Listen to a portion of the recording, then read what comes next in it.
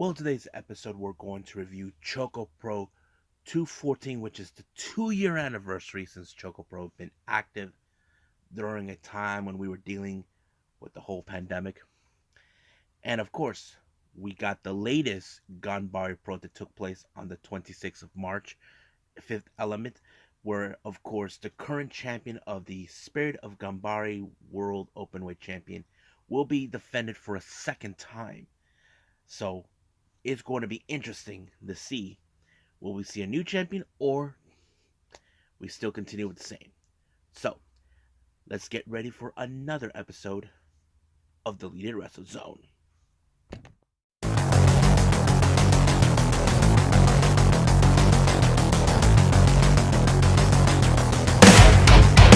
Are you ready? Get up, get up! Get up, get up! Get up, get up! Get up, get up! Get up, get up! Get up, get up!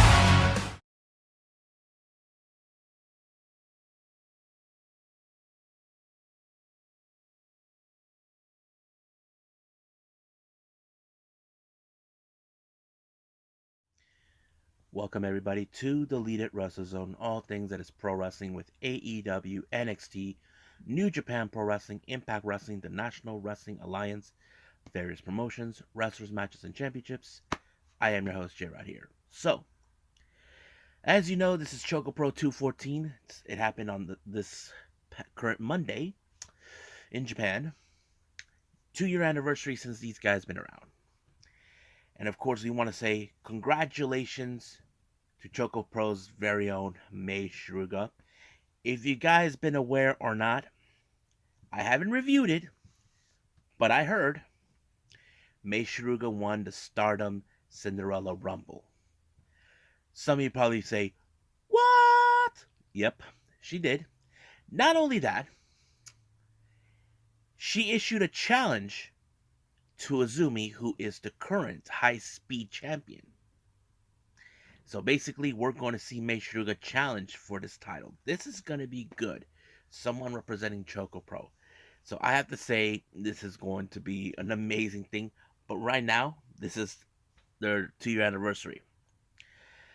Now, their opening match is a three-way tag team match. First team, we got the reunited Dragon Ninja, Sayuri and Chonchiru taking on the double Antonios, Antonio Kira Honda, which is, of course, Tokiko Kirihara, and her tag team partner, Antonio Honda, the actual one, taking on our current champions. I'm talking about CDK, Masahiro Takanashi, and Chris Brooks, who are both the Asian Dream Tag Team Champions and the KOD Tag Team Champions. Now, this is a bit of confusing seeing two Hondas involved. But of course, Chris Brooks has a bit of a paranoia about two Hondas involved. But it kind of worked in their way, but apparently it did not. But it was Masahiro Takanashi that picked up the victory by making the pinfall, allowing CDK to be on a roll for big momentum. And yet we still don't know who will be challenging for the Asian Dream Tag Team titles. Next up, we got a very interesting tag team match. We got Yuna Mizumori teaming up with the former Super Asian champion, Minoru Fujita, taking on the very offbeat, unorthodox tag team. We're talking about Sayaka Obihiro and Kappa Kozo. Now, if you guys remember, Sayaka has been in a war with Kappa, and eventually somehow they became fast friends. They have won one match already as a tag team, but this one with Yuna and Minoru is kind of different. However, I did not expect what was coming next. As you know, whenever someone tries to put Kappa underneath the mat, we all think it's him, but somehow he ends up getting someone else. We've seen that with Chiko Ishikawa. We see that with Tokiko Kirihara. But this time, he brought in a friend. He brought in his buddy Tiger G Sing Juku. I can't pronounce that part, but yeah. So let's just call him Tiger. So Tiger shows up and they all start attacking everyone, including the ref. So the ref had no other choice but to call this a no contest.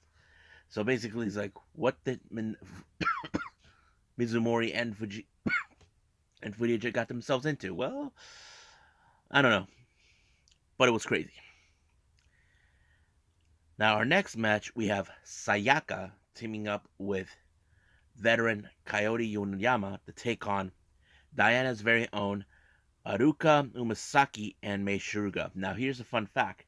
Aruka Umasaki was also in Stardom during the Cinderella Rumble. So it's great to see those two teaming up. This is not the first time Umasaka actually appeared in ChocoPro, but it was a pretty good match, I have to say. I think I like the teamwork between Umisaka and Shiruga because they're almost similar in certain ways. I mean, they are very high energy, a bit of high speed, and I think it gives us a very, very cool tag team. Now, do we think that these two may end up one day in Stardom? You may never know, but I have to say the teamwork with with both Umisaki and Suruga was very impressive. Now, Sayaka and Yoneyama have teamed up before, and sometimes they have wrestled against each other before. Not sure how they could coexist, but they did the best they could. But I feel, in my opinion, that Misaki and Saruga were the much better team. So it was Umisaki that picked up a very strong victory for her team, and I think it was a pretty impressive one.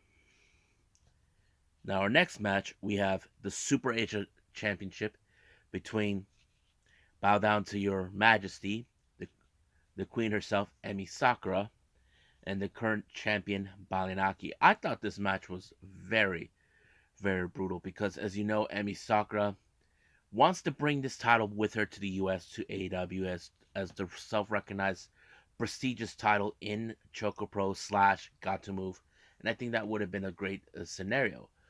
But of course, in this perspective, Balanaki, who has been holding down the fort with ChocoPro, I mean, he's been there since day one. His first match in ChocoPro was taking on the king, Minoru Suzuki. And you know Suzuki, he's a freaking monster. But Balanaki, I have to say, has showed a lot of heart, a lot of tendency that he is a fighting champion. And I think that's what many fans wanted to see out of him. And he picked up a very good victory against Emi Sakura. Now let's jump in with the Jonkin tournament. Well, I can tell you the best pros didn't make it all through. Neither did the Hondas, neither did Chris Brooks or Sakura. The finals became Cheiko Shikawa and, of course, Masahiro Takanashi. I was hoping she was going to walk out, but nope. It was Masa. He got away with it. He won the match. Now, in the post show, Emi Sakura was talking about a certain special anniversary coming up. And that anniversary was none other than Minoru Fujita, who was going to be celebrating 25 years of wrestling. He never celebrated any of his anniversaries. I mean, to me, I think Emi Sakura might have felt saddened for him that he never got the chance to celebrate it like any other. And I think Emi wants to celebrate it with him, knowing that, many we've seen wrestlers in Japan how they celebrate their anniversaries, and I think that kind of shows us he needs to be celebrated. And she's offering Choco Pro to do that, and I can't wait to see what the next Choco Pro is going to be like. So I'm really excited for that. So we'll see. But Emi Sakura will be in Choco Pro for quite some time until the after the anniversary show from Minoru Fujita. She'll be heading back to the U.S., continuing her little quest with AEW. So I think that's pretty much it with Choco Pro. I believe it's time with Ganbare Pro.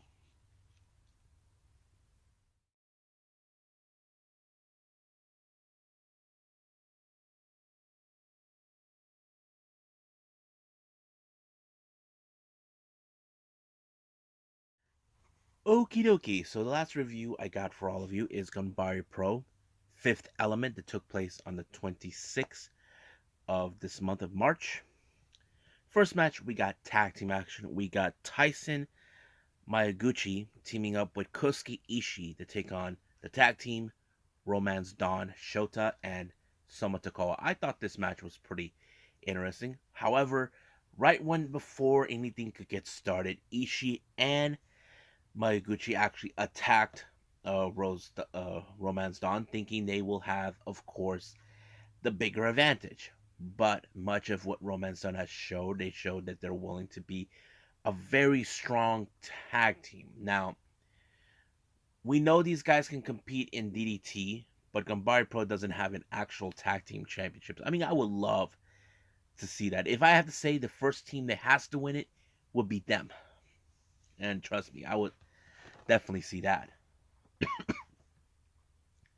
So, but however, it was Shota who picked up the victory when he pinned Tyson Miyaguchi. Now, I think it kind of started out rough for the Romance Dawn, but they got the job done and they picked up a very good victory. Next match, we got 6-woman tag team match. We got Amchan, Maya Yuki, and Moika Hauiri to take on Yuri, Arikaze, and Yuna Manaze. I thought this match was pretty interesting because, as you know, Maya Yuki was in a bit of a match with Yuri and Yuna not too long ago during one of the latest Ganbare Pro shows. But we have seen Moeka and her cousin Yuna and Yuri already been involved in Tokyo Pro not too long ago. But it was a pretty good match. However, I did not, Moeka was the one who picked up the victory once again. Yuri was the one who took the fall, giving her a very decisive victory. Next up, we got more tag team action. We got Nobuhito Shimatani teaming up with Shigehiro Iri, taking on Yumehiro Inamari and Shuichiro Katsumura. I thought this match was very interesting now because Shigehiro, he's a powerhouse, guys. He's one of those guys that will give you a very big spine buster or cannonball you at the corner, but it didn't go that way. Somehow, Uminara was able to put Shumatani away, giving giving him and his partner Katsumura a bigger edge. And I thought, wow, that's pretty impressive. So it was very good. Now our next match is the Mizuki Wadaze teaming up with Kaoke Iwasaki to take on Baliyan Akki and of course Ken Oka. I thought this match was very fun because not too long ago, Ken Oka challenged Baliyan Akki for the Super Asia Championship, but he lost. But this time they're tag team partners, but it was Mizuki who picked up the victory when he pinned Oka. Basically, he pinned the boss, so that's a very strong thing to see. Now, our main event is the Spirit of Ganbare World Openweight Championship between Shinshido Tominaga and Tatsuhiro Takaiwa. Now, I believe this match took place in one of the recent events called Mercury Rising. I did not witness it. I did see there was a match before an event that they both were involved in six mans, and I'm assuming that Tominaga might have pinned Takaiwa for a shot of the title, but it did happen. I had to say, Tominaga did everything right, but however, Takaiwa is a veteran. He knows exactly what to do, and he had a much better edge when he pinned Tominaga. However, in the post match, we had to figure out who will be the next challenger. Well, it turns out the next person will be Yumehiro Iwatani. So it looks like Imanara. So Imanara became the next challenger, and I don't know how Takaiwa will feel about it because there was no subtitles or translator to explain what they're saying in their comments. But that's pretty much what I saw. So I think that's pretty much it with Ganbare Pro, and I believe it's time for me to call it a day. Well, I hope everybody enjoys this episode. Coming up, as I mentioned before, I did not get to see Stardom's World Climax, the best. I'm actually going to review both days, but also be reviewing AEW, a Dark Elevation. I think I'm very going to be excited to do all three of them. So it's going to be good. So like I said, I'm going to pass the past events from every other show, but I will only continue what's going on currently. And Stardom is going to be that one of those Japanese promotions I definitely got to catch up with.